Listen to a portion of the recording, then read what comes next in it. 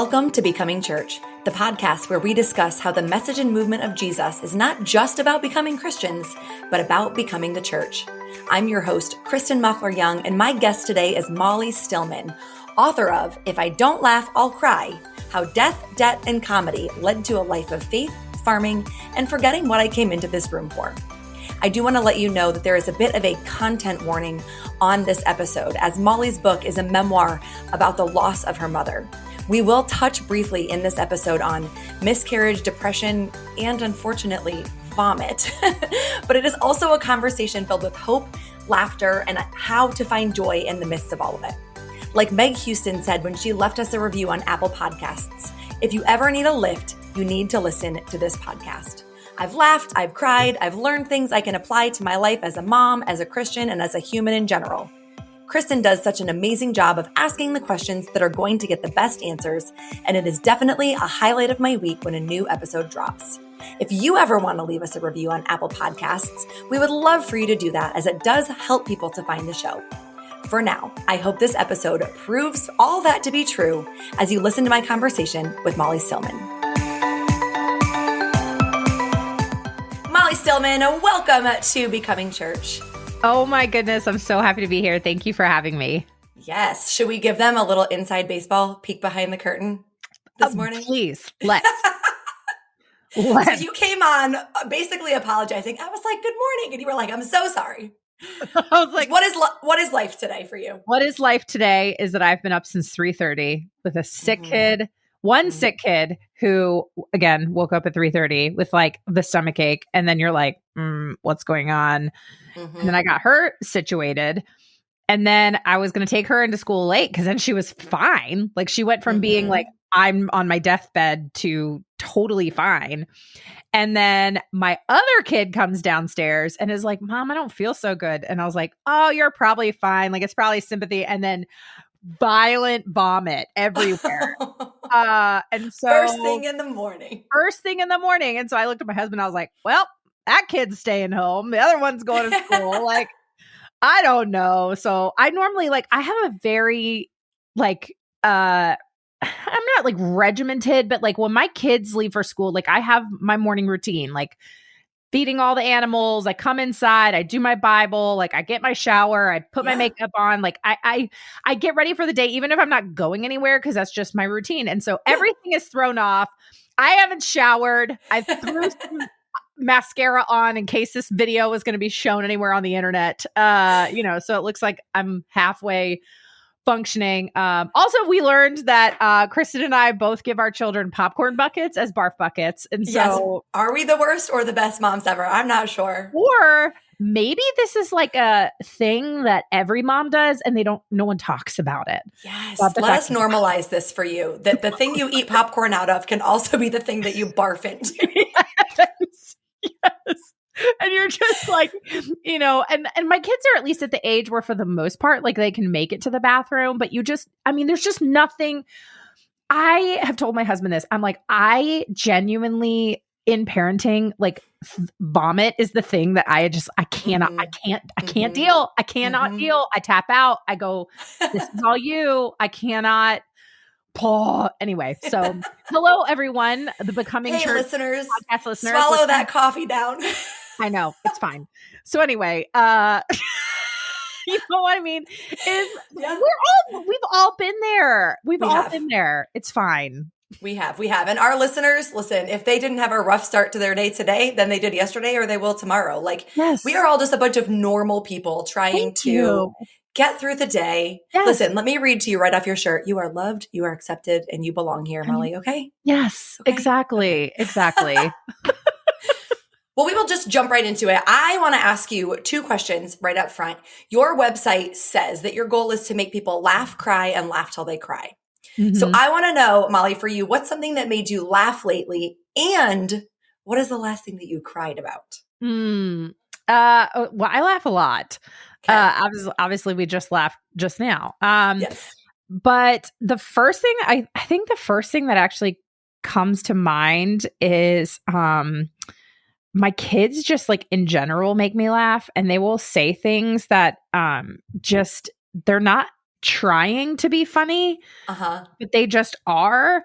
And my 8-year-old son in particular, the one who is currently on the couch, he is just the kind of kid who says things and it's so funny. So he'll make these little snide comments that he doesn't, again, mean to be snide, but he will just make a little comment that just crack my husband and I up. And even his teacher loves him so much. And he's like, but it's not like Amos will like talk out of turn, but he'll like make a comment. And then it's just so funny that even his teacher is like, I probably shouldn't be laughing, but it's so hilarious that I can't help it. It's like good comedic timing. Yes. Yeah. So my kids and just in general are really very funny. So I could probably name like 10 different stories, but that's I can guarantee that made me really laugh. And then the last thing that made me cry, I also cry very easily, but it's been, I'm coming off of a roller coaster of emotions season in that like, and I don't want to sound like Christianese, but like it's been a couple of months, really couple of years of like when you write a memoir, when you put it out into the world, when you release a book, like some days you're like, this is great. I love this. And then the next day it's like, why did I do this? This is so hard.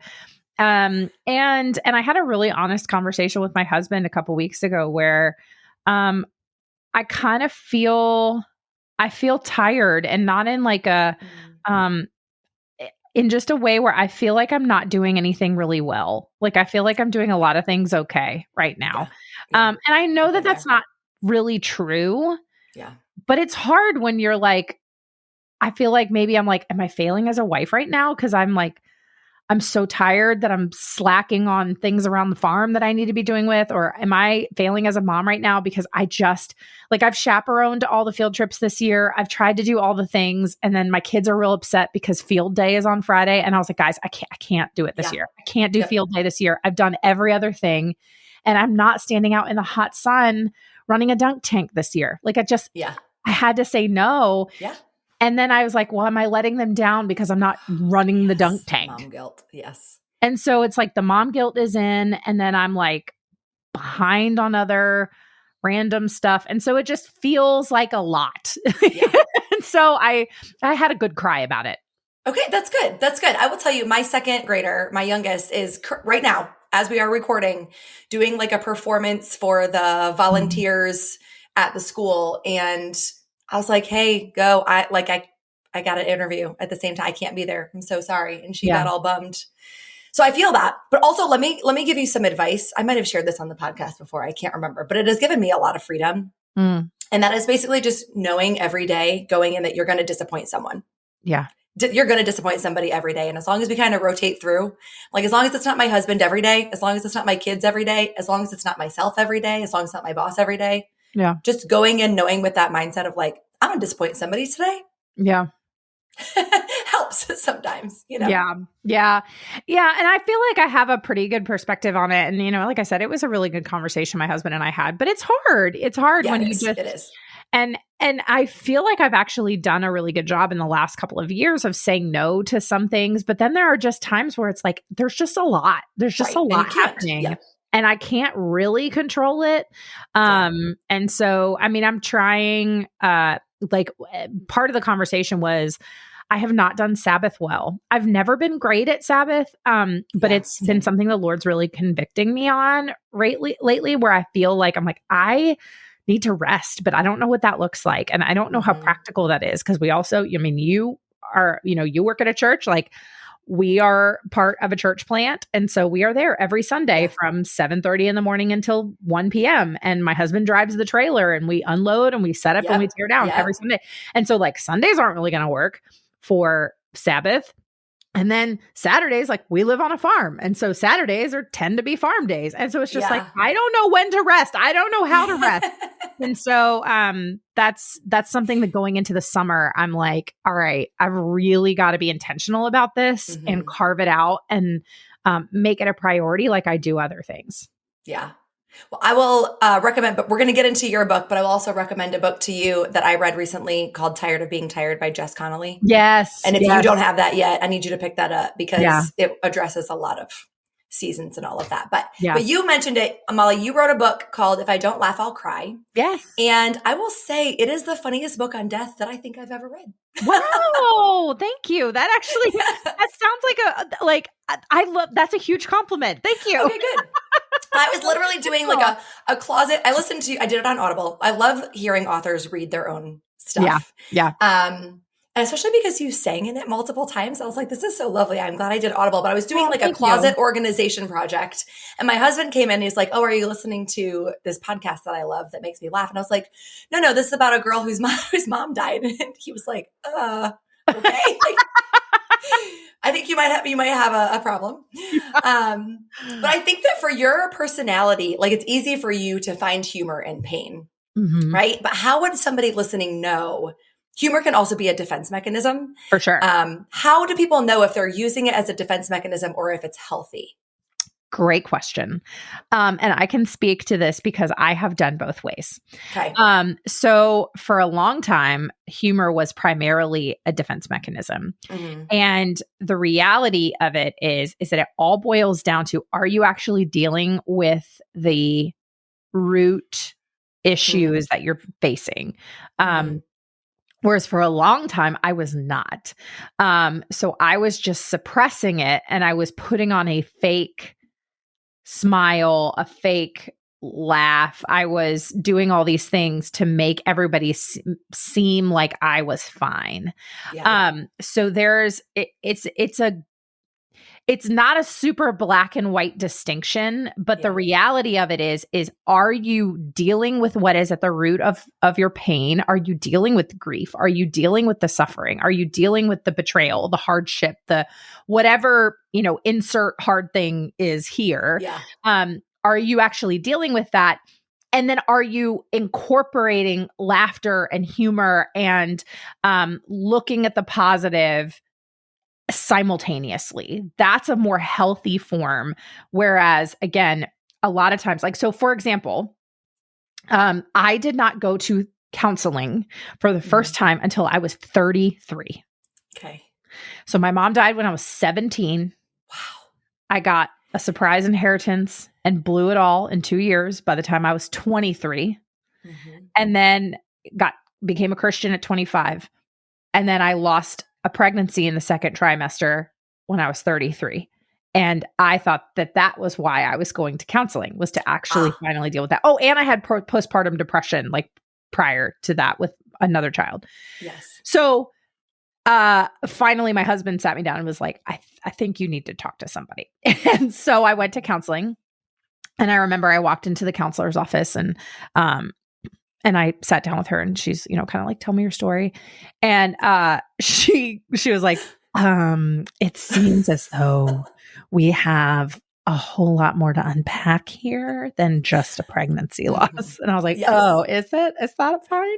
So that's when I actually started to like really address what was going on, even though like in some ways I wasn't using humor as a coping mechanism before, but I hadn't dealt with the root thing. So again, it's are you using humor and joy and positivity alongside of facing real grief, like allowing yourself to cry, allowing yourself to feel the hard things, allowing yourself to like deal with whatever is in front of you, whatever season of pain that you are facing? Or are you just going, it's fine, I'm fine, everything's fine, and you're not actually dealing with it? That's the two main distinctions. Yeah, you're using jokes as a deflection. Yes. So nobody really asks deeper questions. Right. Right. Yeah. Right.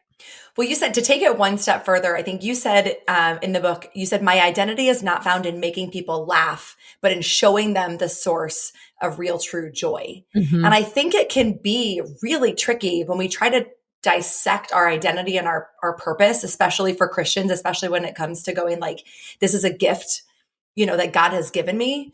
I think humor is a highly spiritual gift. I think that God has a fantastic sense of humor. And so this is something that he's given us, but what does it look like to use that gift without making it your whole identity? I mean, I think there's, man, that's a good question.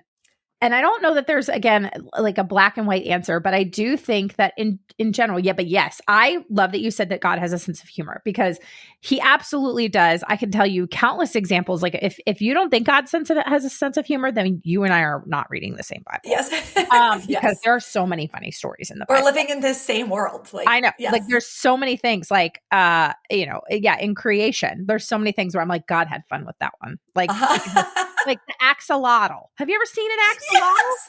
I did a whole sermon on it with an axolotl as like one of my teaching points. Yes. Oh my gosh. See, look at us. What is up with those things? We are basically the same person, Kristen. They are so weird. We are. Yeah. I love them. I think they're very cute, but I also like regularly will look at them and be like, what was God doing when he made the axolotl? Yes. Giraffes, zebras. I mean, just fun. And just, I mean, the platypus. I mean, there's just so many things in creation that I'm just like, God had so much fun when he was creating that. And then, of course, like I said, there's countless stories in the Bible where I see God's sense of humor. I mean, he could have done anything, but he chose to make a donkey talk. And so that's the example I was just going to grab. Yeah. He chose to make a donkey talk. Also, if you ask my children what their favorite story in the Bible is, maybe this is morbid and maybe I should be parenting my kids better. But their favorite story in the Bible is in Judges with King Eglon and Ehud, the judge, where he gets like King Eglon's really fat king, and he gets stabbed in the stomach, and then his the fat like goes over his sword, and then his servants like think that he's taking a poop, and so like right because of the sounds he's making. Yes. And I'm like, and it's one of those things that like my kids literally think it is the funniest story, and I'm like, am I supposed to be telling them that this is not, that they should be more reverent or something? But it is. It's a funny story, and the details in it are so weird. And so again, anyway, I don't feel like it would be included in the Bible if God was not like, this one's a little weird here. Right. Anyway, I mean, there's so many countless examples, I feel like, of where we see God's sense of humor. So yes, it is a gift. Like laughter is a gift. There are so many things in life that are such a gift. But then how do we make it not our entire identity? Mm-hmm. And I think a lot of it is how you, and I think this really can go for any gift that God gives us, whether it is, you're funny, you can sing or play music, or maybe you're great at like administration, or maybe like whatever it is, like you're a whole person. And so that thing doesn't define you. Whatever your gift is, like, doesn't define you. It's just a part, a piece of who you are. And so I can speak from my own experience in that, like when you shared that line about, I found that my identity wasn't in making people laugh, but in showing people the source of true joy. A lot of it for me boiled down to, helping to myself to understand the difference between happiness and joy. Whereas happiness, that is this momentary, fleeting feeling. It's not lasting. Mm-hmm. You can be happy in a moment. You can laugh and be happy. But that is not something that sustains you. Whereas joy is a sustaining state of being. So as I was sharing before, I experienced a second trimester pregnancy loss. I actually experienced 2 second trimester pregnancy losses in the course of 6 months in 2018. Oh my gosh. And it was like one of the hardest years of my life. So painful. I mean, having to, go to a funeral home twice to have babies cremated. Like 0 stars. Do not recommend any of this. Yeah. But in that time, during that hard season, I clung to the joy of the Lord. Like I clung to Jesus.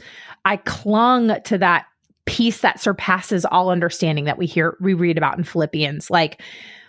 And I learned more than ever about the sustaining joy of the Lord. And so in a time of my adult life where I just was looking up to the heavens and asking God, why is this happening? Why are you not, doing what I thought you said you were going to do? I mean, like throwing all the questions at him.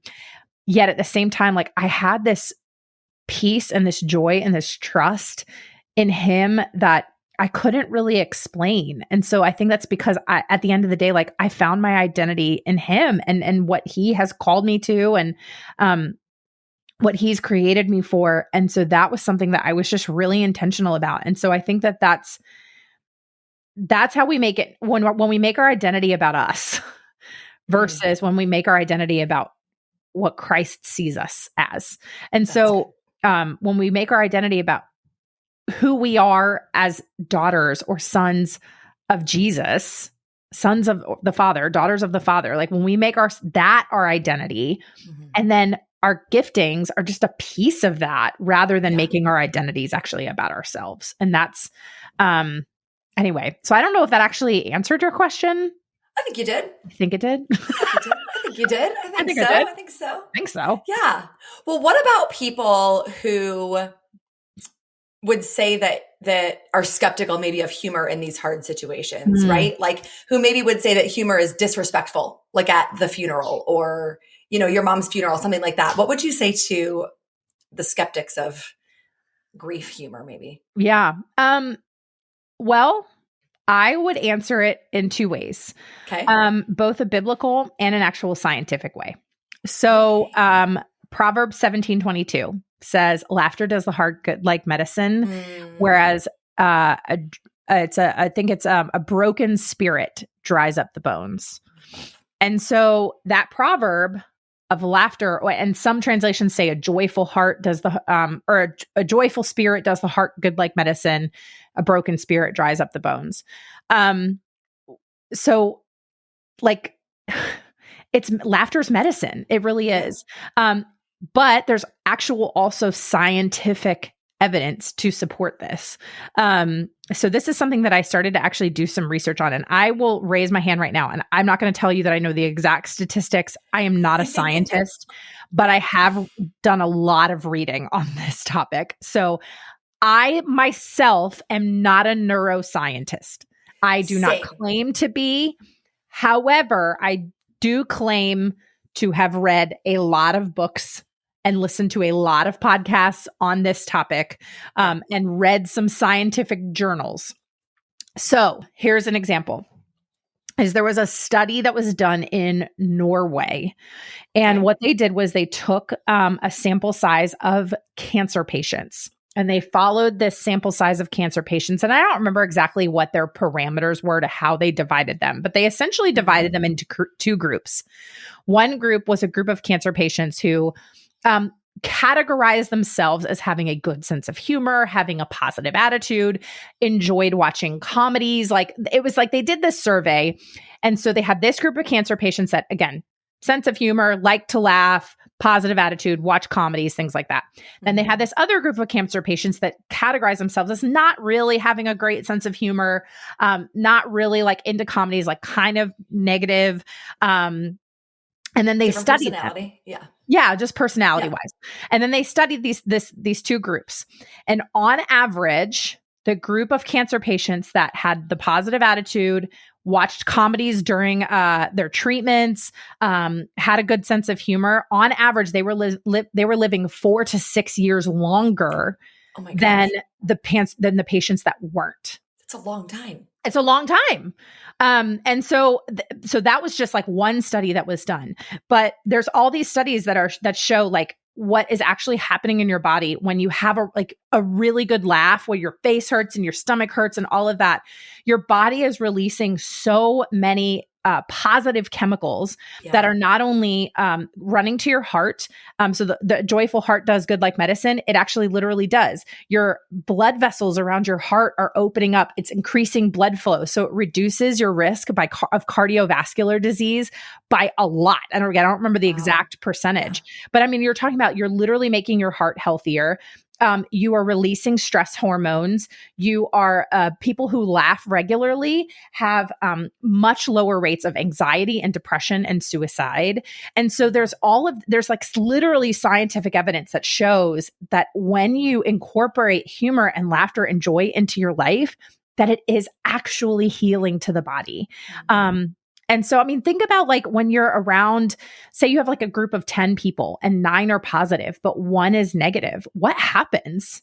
Like Yeah. almost immediately, the other 9 people can take on the negativity of the one person. Like Right. We get negativity sucked into, just yeah. seeps into Yeah. everything. And so, so yeah, I understand that there are skeptics that might be like, maybe that's irreverent, maybe, but like, I've seen it firsthand that it is healing, and laughter and joy has gotten me through some of the hardest times of my life. But again, you still do have to deal with and face the grief and the pain head on. But it can be a both and. It doesn't have to be an either or. Yeah. Yeah. Thanks for sharing all that. I think you shared, I think it was in your mom's funeral. You referenced the movie Airplane. Yes. Do you remember this story? Okay. So let me tell you a story.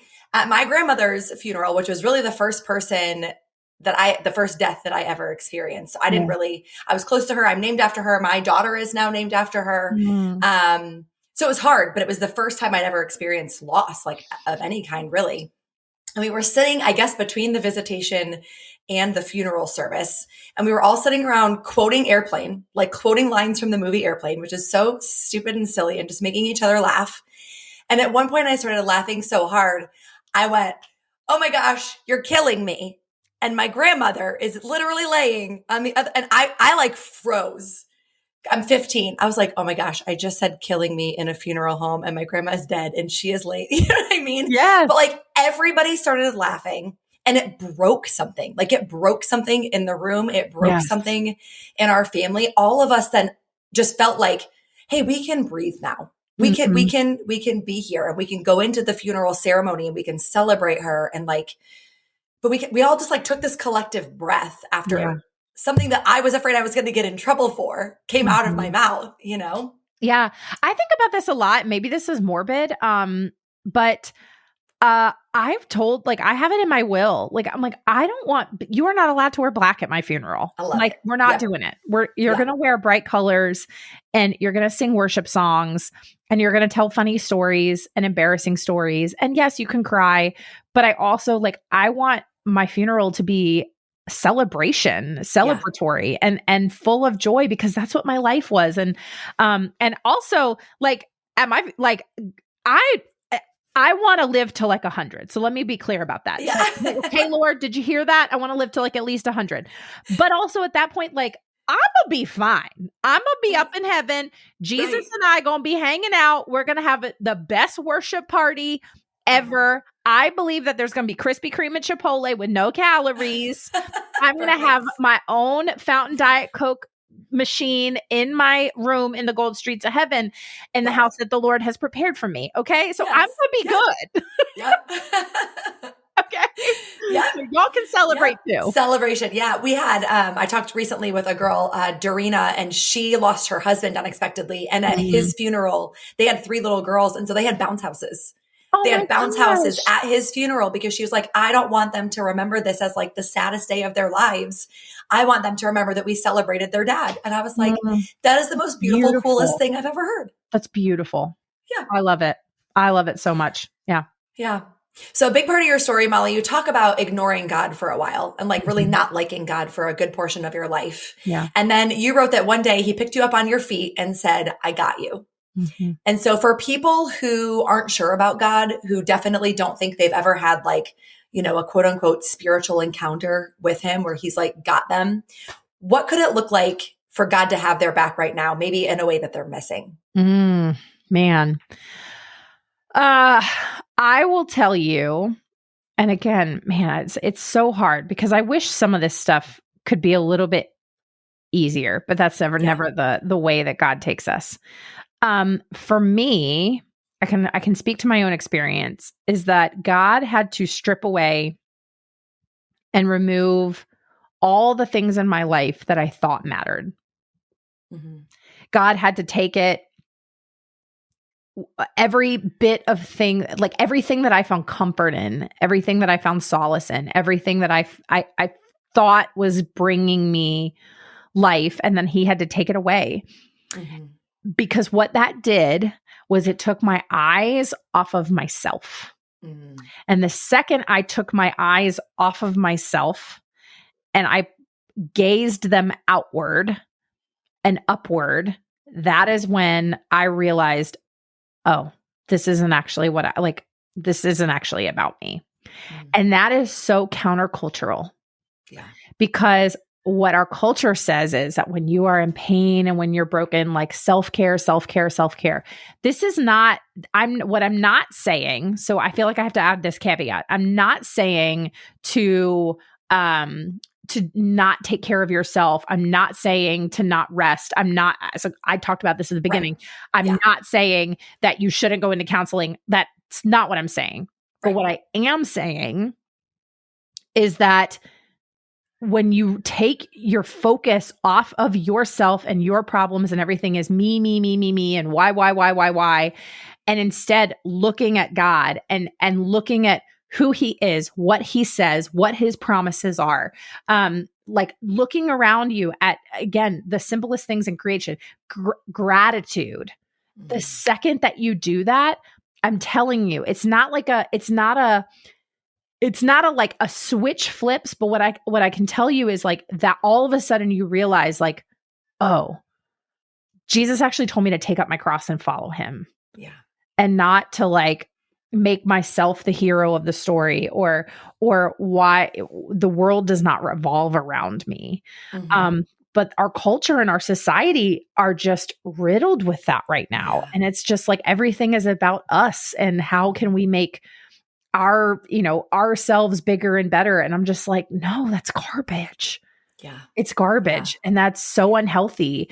But the second that I took my eyes off myself and I put them on God and I started putting them on others, like loving God, loving others, like the two greatest commandments, like it really drastically changed my heart. And began, I started that process of like really actually doing the inner spiritual healing. Well, you're right. It does sound countercultural, especially for the people who feel like they're starved maybe for attention or, there is no one else that like cares about them or cares what they're going through. But I know for me, because you said, put your eyes out and up, right? Mm-hmm. When I put my eyes up on God, that was when I realized that his eyes were actually on me. Yes. And so exactly. it somehow released my need for the people in my life that I wish cared more or wish that they showed that they cared more. It released, a lot of the stuff that I was carrying and holding on to of like, why doesn't this matter to you when it matters so much to me? Yeah. Why, all of the whys of other people. Right. I was like, oh, but it does matter to God. Like God does see me and I am important to him. And he, he actually does like the way that he made me. And he doesn't think that I'm too much or that I need to change. He actually looks down and is proud of me. And he's like, this is so fun. And you're so great, Yes. Yes. He's the proudest it fulfills that need. Yeah. He's the proudest dad. When you really begin to see like who God created you to be and see yourself as his just like precious child. Yeah. And I mean, it doesn't matter how old you are, like you just want your parents to be proud of you. Yes. And I realize that for some people, like that's a really hard, their relationship with their earthly parent is really hard. Yeah. But man, when you see like God's love for you, no matter what, even in the midst of like, if you've made just wildly irresponsible choices, and yet God is just like, I love you. Yeah. I love you. Yeah. It's so, so sweet. Yeah. And he's like, hey, transformation, like keep becoming more like Christ. Let's keep doing the thing, but not because who you are is bad or wrong or broken. We're just going to keep getting better. I made you like that on purpose. I like your weirdness and all of your quirks and things that other people wish were not there. But like, let's just keep moving forward. Let's just keep advancing, progressing. Exactly. Well, this is actually a good segue because I want to talk about your family for a minute. You talked a lot about having a complicated relationship with your mom's family, and I want to protect other people's stories. And so definitely, keep whatever details you need to keep. But for people who haven't read the book yet, can you explain a little bit what it was like growing up with, I guess, the kind of extended family that you did? Yeah. So my mom's side of the family, became estranged. And that was it was no fault of ours. Yeah. There was just some, I think having the benefit of hindsight over the years, I think there was a lot of unresolved conflict and resentment from after my mom returned home from serving in Vietnam. And then my mom, was an alcoholic and had PTSD. And then she got sober in 1983. And then when my mom got sick with her, so she had a disease that was related to her exposure to Agent Orange while she was in Vietnam. And so she got sick in 1994. And very quickly, there was a narrative that began to circulate around my mom's side of the family, that my mom was faking it, that she was not actually sick, that she was she was addicted to drugs and all this kind of stuff, which wasn't true. So that's let's just call it the 36,000 foot view. There's a lot more to that. So essentially then we were cut off from my mom's side of the family. So my grandfather died in 96, and that he was kind of the last thread that held the family together because he and my mom were really, really close. Yeah. And so that was 2 years after she got sick. And then once my grandfather died, that was pretty much the last contact that I had with any of my aunts and cousins and my grandmother. And you were how old? And I was, so 96, I was 11. So not really old enough to really understand why. No, I had no idea. Turning on you guys. Yeah. No, I had no idea. And my parents, I think in a lot of ways wanted to protect me from what was really going on. And I didn't find out. I mean, I found out some stuff at the time. Some of it was like, I witnessed it firsthand. I witnessed some of the interactions. And I witnessed some of the things that were said. And then some stuff was said to me. But I mean, I was a child. So like, I had no idea what was going on. And I'd seen even before that, in the 2 years before my grandfather died, like I'd seen things. I was wise enough to be like, something's not right here. Like there's some iffy stuff happening. Mm-hmm. But it was incredibly painful because, I mean, it was like if anyone has ever dealt with a chronically ill parent or spouse or child, like it drains everything from you, not just like financially, but, relationally within the family unit. We couldn't like just go out to a restaurant for dinner because it was like, this was the 90s. And so it was like, we couldn't, if the restaurant had a smoking section, right, like that could send my mom to the ER. Or if we went to a movie theater and somebody in front of her was wearing a lot of perfume, like that could literally send my mom to the ER. And so it was like everywhere we went, we had to be super cautious about who we were around. Did my mom have access to her medications and machines?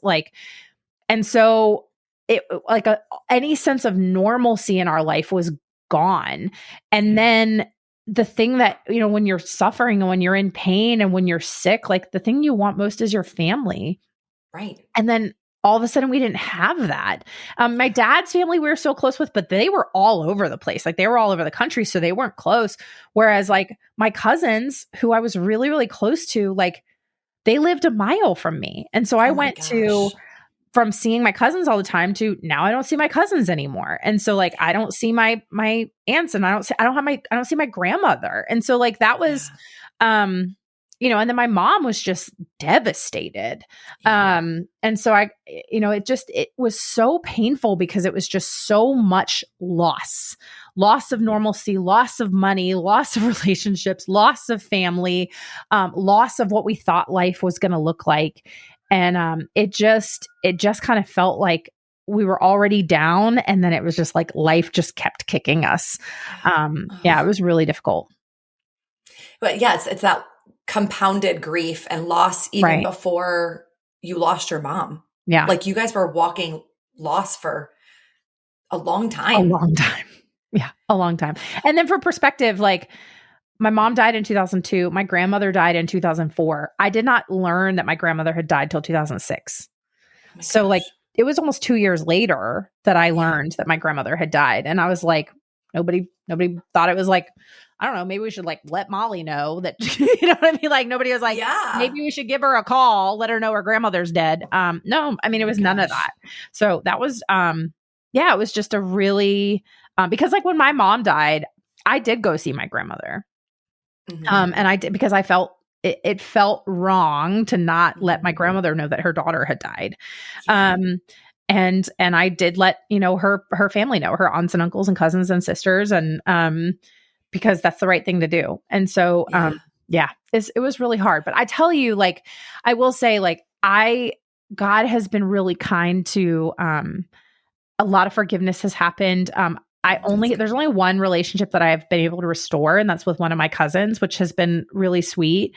But some of my, mom's family, I have let them know that I forgive them. Some it's just been more between me and God. But I tell you, like, the release of that forgiveness has been really sweet. And there actually has not been relational restoration in most cases. And I'm actually like, I'm at peace with that, because I think there's a difference between forgiveness and then reconciliation. And I think sometimes forgiveness is just the one and only step that needs to happen. And then sometimes reconciliation gets to happen, and that's great. Yeah. But it's not going to happen in every case. And I think it's not always an option. It's not always an option. Well, I think, Molly, I want you to speak a little more to this, because I think whether it's family, friends, church community, I think every single person listening can probably immediately bring to mind somebody who one day just decided they no longer wanted to be part of their life.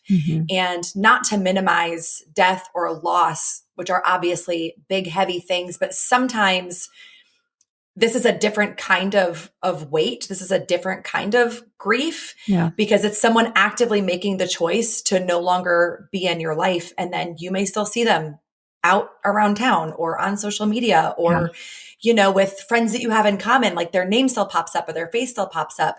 And it's so hard knowing that someone has actively chosen, I no longer care about you the way that I did. What encouragement, besides forgiveness, which is hard and a process, I will say, often has to take place more than once. But what encouragement can you give people trying to navigate that kind of relationship? Oof. Okay. So, time. And the reason I say this is because, like, so I've got a couple examples in that, like, obviously the time, the example with my mom's family is one that I genuinely, at this point in my life, I feel peace about it. I mean, my mom died 22 years ago almost. The original falling out was in really 1995, 96. And I really, in the last probably 6 years, feel complete peace about it. Have done the work of sending, the forgiveness email or reaching out or whatever, really praying about it. And it's truly I have no anger in me. I have no resentment in me. I have no hard feelings. Genuinely, I'm at a place where if one of them reached out and said they wanted to reconcile, I would be open to that. Yeah. That's not going to happen. Yeah. But I feel complete peace about it. Okay, that's good. Yeah. So there's that, but that has taken decades. Decades. So this is not a quick thing, especially if it is something as close as a family member or just one of those relationships that is just formative. The other example is one that I am still working through. Okay. And that is, I had a really big friendship breakup in the last 10 years. I will not go into the details. That is another podcast. Yeah. Actually, that's probably more for you and I over lunch. Let's just say that. But it was a really, really painful friendship breakup. But she still lives in my town. And I still see her occasionally, not in close proximity, but she's around. Let's just say she's not completely cut out of my life. Yeah. It is really hard. It's really hard because I did all the work in those early days to really work towards reconciliation and forgiveness. And I wasn't given that same opportunity. And so it was pretty clear that it was there's nothing I can do here. And so I deeply miss her. I deeply miss her. But that one is like, even though it was, almost, 7 years ago, like 7 years ago this time, like it still feels fresh from time to time. It still feels fresh. I still feel the freshness of that pain. And like, it was almost like an atom bomb. Like when there's somebody that is like, you're just so close to, that they are an intimate part of your life, and then you lose that relationship, like it feels like an atom bomb has gone off, and it affects everything. And so, I share that as an example, that like, that one is one that I genuinely I pray through regularly. And, I protect myself in that if there's a situation or if a conversation comes up where I'm feeling like that anger or resentment or any of those hurt feelings like start to bubble up to the surface, I take them immediately to the Lord. Immediately. I have one safe person that I get my venting out, and that is my husband. But other than that, it is between me and God and me and my husband. And so I share that too as like it's a process. It's not going to happen overnight. It's a journey.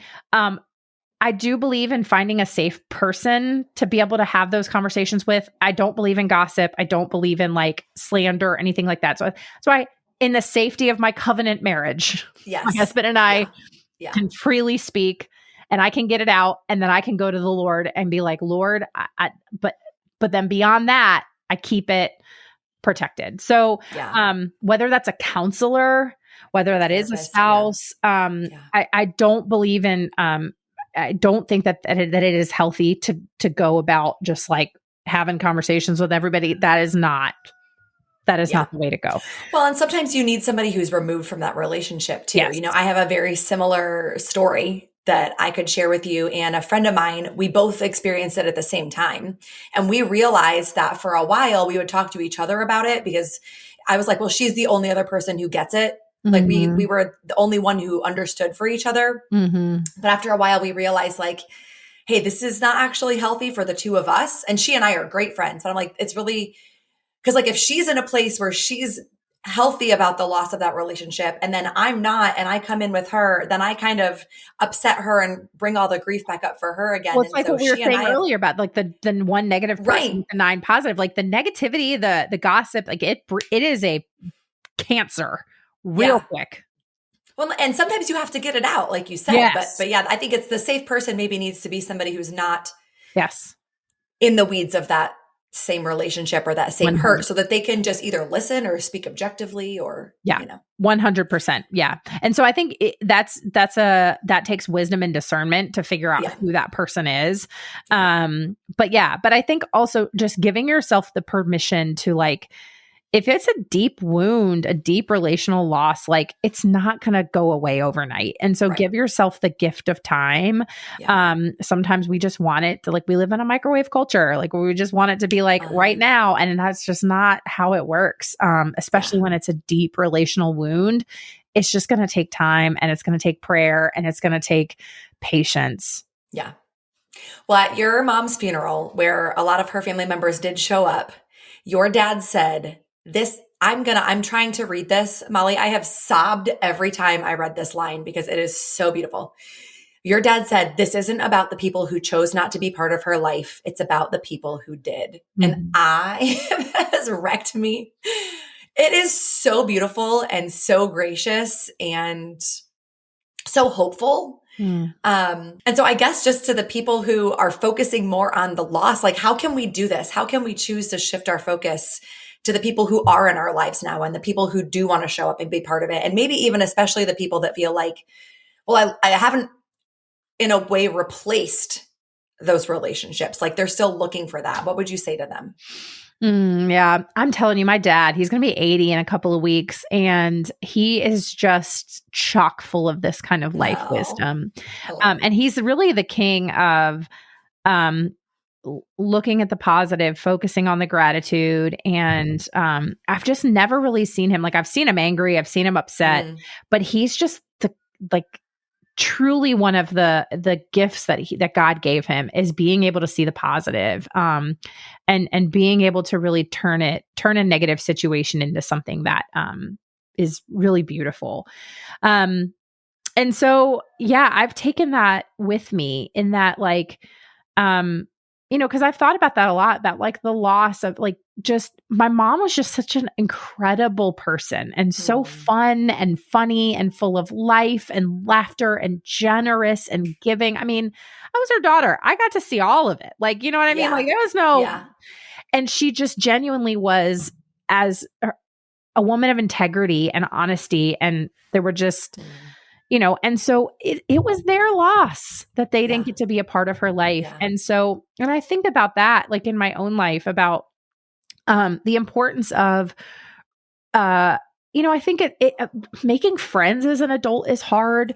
So hard. Family relationships as an adult, they're hard. They're so hard. Relationships are so hard. And I think in the last few years, I've really, really been so grateful to God and his goodness in that, like, he has placed some people in my life in the last, let's call it 3 years, who I'm like, these are the people that I prayed so long and hard for. These are the people that, like, I actually heard this on Jamie Ivy's podcast last week, where she said, like, the people that like, who, it's not where do you go when you're in crisis, but who do you call? And like, and I think about that, like, these are the people who, just really are, they invest in me. I invest in them. It's the definition of iron sharpening iron in that, like, these are people who, like, one of our own lost her mom a year ago. And, it's a really terrible club to be a part of. But the first people that she texted when she learned were us. And who was at the house while the paramedics were still there? Us. And like, and each one of us, has had that hard time where it's been like, there's a really great story. I have a purpose to this, about elephants. Do you know what I'm talking about this? Do you know this story? Okay. So female elephants in particular. But I think this is a lesson that male elephants and all people can learn from, but it's specifically female elephants. So when a female elephant is pregnant and giving birth, the pregnant giving birth mom elephant will be in the middle, and the other elephants around her, female elephants, will surround her in a circle and face outwards and protect her from predators when she's vulnerable. But they also do the same thing when one of their own is sick or hurt. They put the vulnerable elephant in the middle, and the other elephants surround the hurt elephant, again, by facing out. And what they start to do is they actually, like, make noise. They kick up dust to ward off anybody who might try to hurt the vulnerable elephant. It's this protective mode that they go into. You can watch videos of this on YouTube. It's just really, really beautiful. And I think what I've learned is, like, finding my elephants. And those are the people that, like, when I invest in their life and then they invest in mine, and it is genuinely a two-way street. And it's the people that you can, be yourself with. And when one of you is hurt or injured, the rest of you circle around. And sometimes, like, I'm in the circle, and sometimes you're in the circle, and sometimes it's her in the circle. But we all surround each other, and we really genuinely are protective of each other. And I am saying this also with the understanding that there are a lot of people listening who don't have those people, who are desperately searching for those friends, who feel, I mean, we are in a pandemic, an epidemic of loneliness right now. So I say this with all care and compassion. And it is hard, and it takes work and intentionality, but here's how it started. Prayer. Yes. So here's how it actually happened for us, is we invited people over for dinner, and I kind of identified some people in our church and in our community. And we just said, hey, like, we don't know you super well. Like, will you come over for dinner? And those dinners turned into hours of conversation, and then them inviting us over. I mean, and it was like constant investment, but it doesn't just happen. It doesn't just fall in your lap. Like these relationships that I've been able to formed out of really true like intentionality. Yeah. And it takes work. It takes work, and that is hard. And sometimes it's multiple dinners. It's not necessarily going to be the first person that you invite over. Right. You guys aren't going to click necessarily. It might be, you got to do it a couple times. Yeah. And then sometimes like we've had people over for dinner that are our friends, but they're not our like inner people. You know what I mean? And you can't have like a million inner people. You have your small close knit circle. And that is so important. And sometimes that's one person, sometimes it's 2 or 3, sometimes it's 4 or 5. But there's so much value in really like focusing on who are the people that are being intentional and investing in you, and you are investing in them, and focusing on those relationships and not on the ones that just like, the people I'm talking about, the people that the second you are around them, they just drain you. They're energy vampires and they just suck the life right out of you. And it sounds really terrible to say, but it's just like, sometimes you have to distance yourself from those people and that's okay. Yeah, it's okay. It's a different level of relationship then. Right. Exactly. Yeah.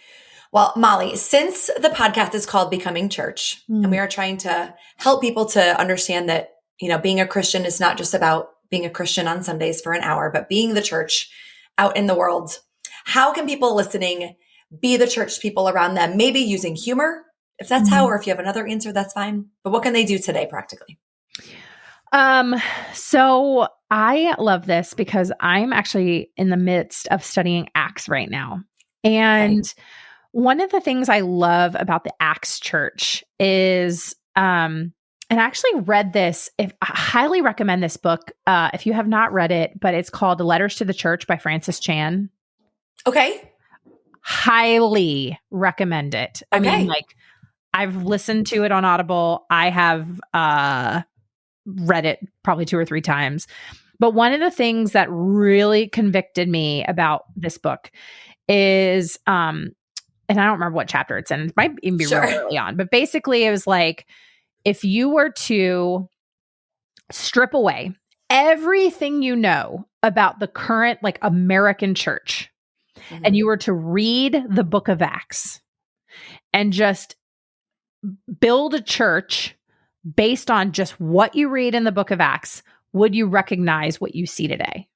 Yeah, that's good. And the reality is like most churches today are nothing like what we see in the book of Acts. Yeah. And so that has really got me thinking about, okay, what does it look like to be an Acts church? Like, what does it look like to, and so I shared that to answer your question in that, like, I think the biggest thing that I really see in the book of Acts is the way that they bear one another's burdens, that no one suffers alone, that they are literally like, they are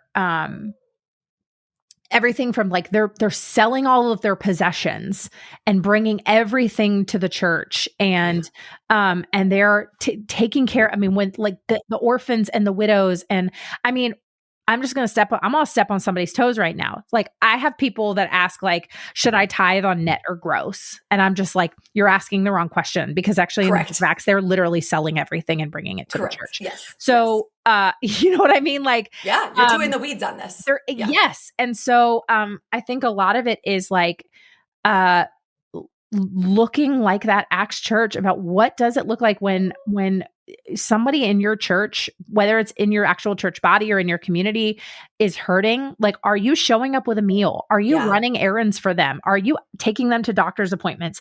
And I understand this is hard. This takes intentionality. It takes time sometimes. And I get it. Like I was sharing at the beginning, like I'm in a wild season where I'm just like, I feel tired and so burned out and all the things.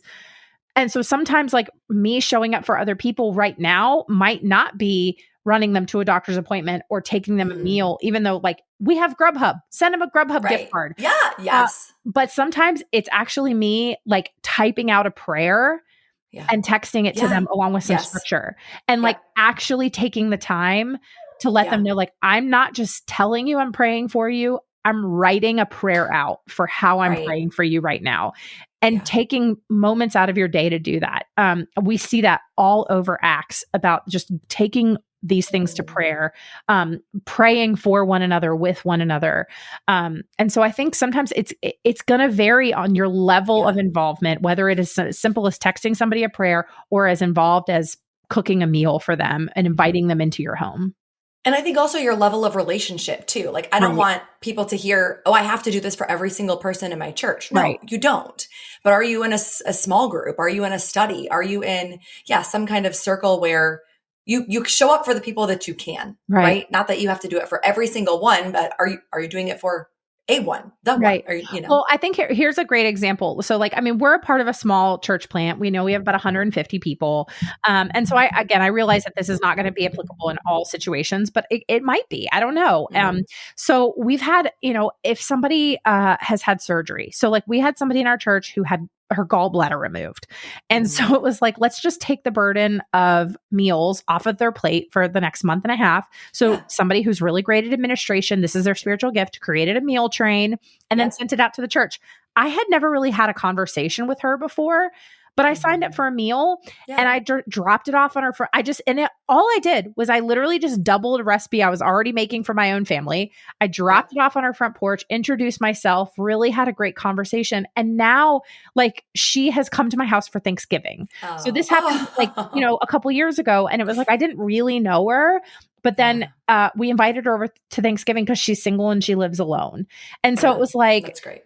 Those types of things, that is what it looks like to actually be the church, and all of us are sharing in the burden or really the gift of being able to care for somebody who just needs it. That's awesome. I love that. That's so beautiful, Molly. Well, thank you so much for being here. You made us laugh. You've made us cry. All of your life's goals. We will link up the book and your Instagram and all of that in the show notes below. Thank you so much. This was such a gift. Thank you so much for having me, Kristen. Molly and I gave you a lot of information to keep up with in this conversation. So scroll down to the show notes or head over to becomingchurch.tv to find all of the things that we referenced. You will find my message on using an axolotl, those ugly little lizards, as a sermon illustration, as well as the other books I mentioned on grief and rest. I'll also link up some other resources that I think may be helpful as you dig further into grief, loss, and how to come through healthily on the other side. Until next time, keep becoming church to the people around you.